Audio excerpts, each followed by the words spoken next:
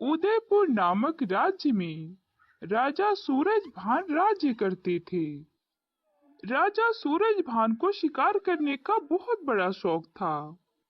एक दिन राजा जंगल में शिकार करने के लिए गए। जब वह शिकार करके लौट रहे थे, तब उन्हें किसी के रोने की आवाज सुनाई देती है। सेनापति, ये आवाज कहाँ से आ रही है? चलिए देखते हैं।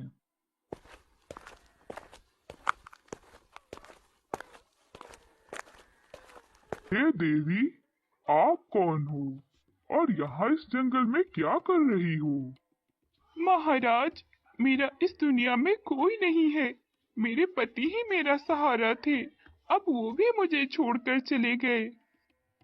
वो स्त्री देखने में बहुत सुंदर थी, इसलिए राजा उससे विवाह करने का निर्णय लेते हैं। हे देवी, आपकी बातें सुनकर मुझे बहुत बुरा लगा। यदि आप बुरा ना माने, तो मुझसे विवाह करके आप मेरे महल में रह सकती हैं। मुझे आपके चरण स्वीकार है महाराज। राजा उस स्त्री से विवाह करके उसे अपने महल ले आते हैं। राजा की पहली रानी नैना ने दुखी मन से उन दोनों का महल में स्वागत किया। रानी नैना के दो पुत्र थे, राजकुमार अजय और राजकुमार विजय। वो दोनों बहुत ही चंचल थे। लेकिन जब से छोटी रानी माया महल में आई थी, तब से वे दोनों बहुत चुप चुप से रहने लगे। महाराज, मुझे तो बहुत चिंता हो रही है। मैं कुछ दिनों से देख रही हूँ कि ये दोनों चुप चुप से रहने लगे हैं, और मुझे इन दोनों की तबीयत भी कुछ ठीक नहीं लग रही है। अरे महारानी, आप खामखा ही चिंता कर रही हैं। हम अभी वैद्य जी को सूचना भिजवा देते हैं। महाराज ने वैद्य जी को सूचना दिया। वैद्य जी आए और उन्होंने दोनों राजकुमारों का इलाज किया। लेकिन काफी कोशिश करने के बाद भी दोनों राजकुमार की तबीयत में कोई सुधार नहीं हुआ। ऐसे ही धीरे धीरे समय गुजरा। अब महाराज की तबीयत भी खराब हो गई। वैद्य जी ने महाराज का भी इलाज किया, लेकिन उनकी तबीयत में भी कोई बदलाव नहीं आया। महाराज, मैंने बहुत उपाय कर लिए, लेकिन आपकी तबीयत में तो बदलाव बिल्कुल नहीं आ रहा है। लेकिन वैद्य जी, ऐसा क्यों? क्या मैं कभी ठीक नहीं हो पाऊंगा? अरे नहीं नहीं महाराज, मैं अपनी तरफ से पूरी कोशिश करूंगा। देखना, आप बहुत जल्द ठीक हो जाओगी। वैद्य जी ने महाराज को आश्वासन दिया और वहां से चले गए। ऐसे ही कुछ दिन और गुजर गए, लेकिन महाराज और उनके पुत्र की तबीयत में कोई सुधार नहीं हुआ। तब महाराज ने गुरु जी से मिलने का निर्णय लिया। गुरुदेव, मैं बहुत बीमार हूँ और जब से मैंने दूसरी शादी की है, तब से मेरे साथ कुछ भी अच्छा नहीं हो रहा है। पहले तो मेरे दोनों पुत्रों की तबीयत खराब हुई, अब मेरी। वैद्य जी ने बहुत उपचार कर लिए, लेकिन हमारी तबीयत में बिल्कुल सुधार नहीं हो रहा है। कृपया आप हमें कोई रास्ता दिखाएं। हम इससे कैसे निकल सकते हैं? हे राजन, क्या आप मुझे बता सकते हो कि आपको वो स्त्री कहाँ मिली थी? गुरुदेव, जब मैं शिकार से लौट रहा था, तब वो स्त्री मुझे जंगल में मिली थी।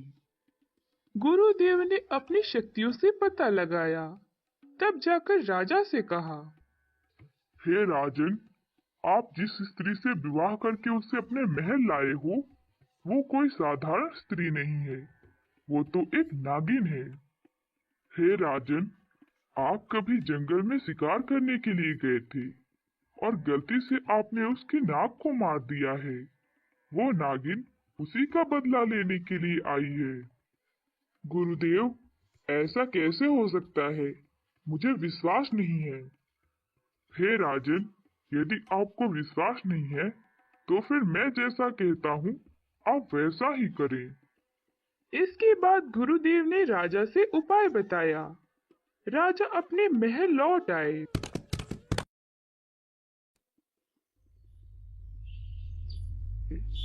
एक दिन राजा बहुत ही उदास बैठे हुए थे।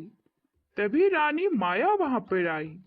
उन्होंने राजा से पूछा, क्या हुआ महाराज, आप इतने उदास क्यों हैं? महारानी, मैं आपसे क्या बताऊं? हमारे गांव में पहले एक बहुत महान जादूगर रहता था, जो बहुत अच्छा जादू दिखाता था। तो इसमें उदास होने वाली कौन सी बात है? आप किसी और जादूगर को बुलाकर जादू देख सकते हैं। नहीं महारानी, उसके जैसा कोई और जादूगर जादू नहीं दिखा सकता है। वो जादूगर एक छोटे से बोतल के अंदर घुसकर बाहर निकल जाता था। बस इतनी सी बात? आप इसी बात के लिए इतना उदास हैं? ये काम तो मैं भी कर सकती हूँ। लेकिन लेकिन आप कैसे? वो सब आप मुझ पर छोड़ दीजिए। आप कल सुबह सभा का आयोजन करें।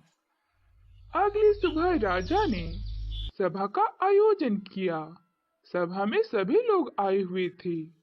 तब छोटी महारानी माया ने अपना जादू दिखाना शुरू किया। जैसे ही वह अपना शरीर छोटा करके एक बोतल के अंदर घुसी, तभी राजा ने उसका ढक्कन बंद कर दिया।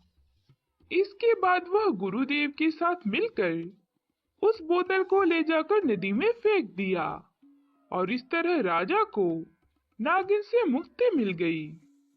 और इस तरह फिर से राजा का जीवन पहले की भांति खुशहाली से बीतने लगा।